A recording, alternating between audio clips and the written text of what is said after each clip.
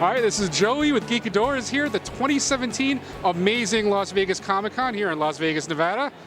Joining me right now is James Ninness, author, writer, comic guy, story guy, a little of everything. Yeah, how's it going? Good, great. I'm having a good time. It's always good in Vegas.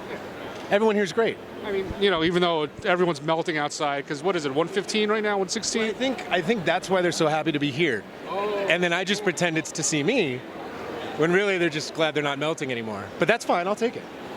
All right. So, yeah, this is, I think, our third interview with you right now. Yeah. You know, we've talked about a lot of your stuff in the past, but I know right now what you're working on is your collaboration with Sandy King Carpenter. Yes. And your, was it Tales of Science Fiction? Yeah, so I bumped into Sandy a few years ago, and she invited me to work on the Halloweenight series, which is the anthology series where I get to write a short, and they put that on every Halloween. And then she let me pitch her an original story, which was great, and it's Vault. And Vault will be a 3-issue miniseries. It's the first miniseries in the Tales of Science Fiction anthology series. So like Vault will come out, and then there'll be a completely different story that's however many issues that'll come out after that and after that. I mean, that's pretty great that you're opening up this series. You're the lead-off guy here. It is, and it's an honor, and it's terrifying. You know, there's certainly a particular standard that people expect with the name John Carpenter on the book, and so that's incredibly intimidating and challenging, but also in the best possible way. So, you know, did I hit it? I don't know. We'll find out in a few months. Well, I know you got it's a 3-issue run for your part for Vault. I guess you're kind of setting the tone for the series, just kind of giving people an idea of what to expect out of Tales of Science Fiction. Does that sound just about right? That's exactly right. I mean, I know Mike Sizemore has been hard at work with Vortex, which is the next book, and I think Mike is 10 times the writer I am, so I'm sure Vortex is probably the better standard, but I know what he's working on, and it's awesome. I know the third series. I don't know what the details of that story are. Are we allowed to say who's working on the third story? Yeah, it's been announced. Yeah? Yeah. It's on. Okay. It's Louise Simonson. All right, Ross will announce it. He works for them. I don't want to get in trouble. Yeah, so Louise Simonson is doing the third one. So there's a lot of incredible talent lined up, and just to be a part of that is really enough. You know, being first is probably the best way not to get drowned out by how great they're going to be. All right, so without spoiling anything, can you give us just a quick synopsis of what Vault is about, what your tale of science fiction is about? Totally.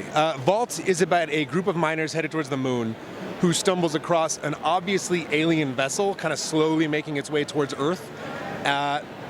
They go to it and they find words written in English on the side of the ship. They go aboard and lots of dead things. Seemingly nothing alive, and you know, it's a horror book, so things get much and much worse for them as it goes along.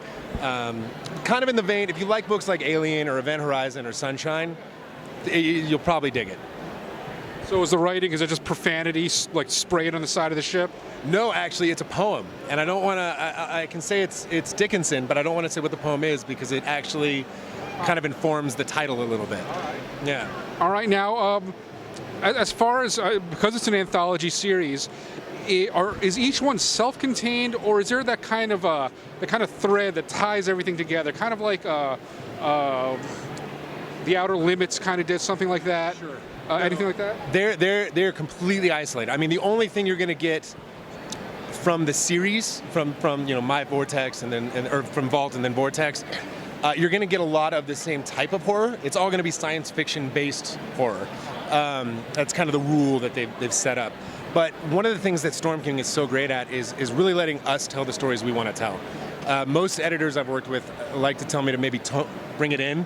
They're already thinking about the marketing and how we're going to get this out there. Sandy and the team at Storm King are the exact opposite. They're like, you could take this further, make it weirder, make it harder, make people wrestle with it when they read it, and they're okay with that. So everybody's going to get to tell their own story, and that'll be it. All right, and so you're working with Sandy King Carpenter. Just offhand, what's your favorite, say, non-mainstream John Carpenter film? Ooh, non-mainstream. That's the trick. Is They Live? Is that considered mainstream? Non-mainstream? I mean, The Thing's my go-to every time, right? That's in my top 5 period. They Live. There's Ghosts of Mars. That's not. Is that? All 3 of those. I'm gonna defy you. I'm a rebel. All 3 of those are my favorite movie from John Carpenter. Yeah. So They Live, Ghosts of Mars. The Thing. Well, come on, everyone knows. Please. Yes, that's mainstream. Doesn't matter. It's that good. All right. It defies your categorization. Personally, In the Mouth of Madness, I think underrated classic. Oh, that's a good one. Yeah. No, that's a good one. But I also feel like everyone. Here's the thing. I feel like aside from Halloween, everybody knows the movies, right? Like they're really not. They're not so cult classic-y anymore, right? Like people are still going to see them in theaters today. Big Trouble in Little China. I mean, all of these movies. You name a John Carpenter movie, and people might look at you for a second. Maybe it's a little fringe, but as soon as you start talking about, like, oh yeah, I saw that. They've all seen it. They all know. I consider Big Trouble in Little China mainstream, but I think mainly because I've seen it about 120 times. Well, it's got Kurt Russell, and he's dreamy. I mean, He is. yeah. How fantastic was his hair in Guardians of the Galaxy? How fantastic is Kurt Russell's hair in anything? That's a good point. Yeah, I'd stare at him. I do. I did. Don't make it weird. Too late. Yeah. Yeah. All right. So did you see Wonder Woman? Yeah, I did. Here's the thing. I thought it was great, but my kids didn't. My daughters. This was the weirdest thing for me. I have mixed emotions on Wonder Woman.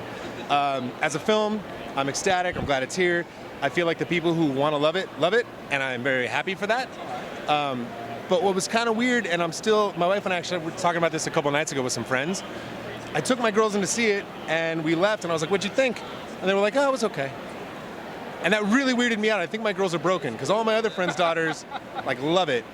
But that was a little odd, and I tried to talk to them about it, and they kind of they're like, whatever. They're like, we really want to see Spider-Man. And I was like, oh, okay. That was the reaction. All right. Like, it was okay, but I can't wait for Spider-Man. And I was like, wow, all right. Did they know that was Princess Buttercup as the Amazon General? My wife and I did. But no, they did not. They did not. Was Chris Pine not ruggedly handsome enough? You know, they don't care about. They're too young. I mean, they're 7 and 5 when they saw it. Oh, no, okay. So they're like, whatever. They wanted Wonder Woman. They thought she was great, but it didn't quite have the impact that I'm seeing it having on a lot of other people and a lot of other girls and a lot of other kids, boys too. All right, you heard it here. We're with James Ninness at Amazing Las Vegas Comic Con 2017.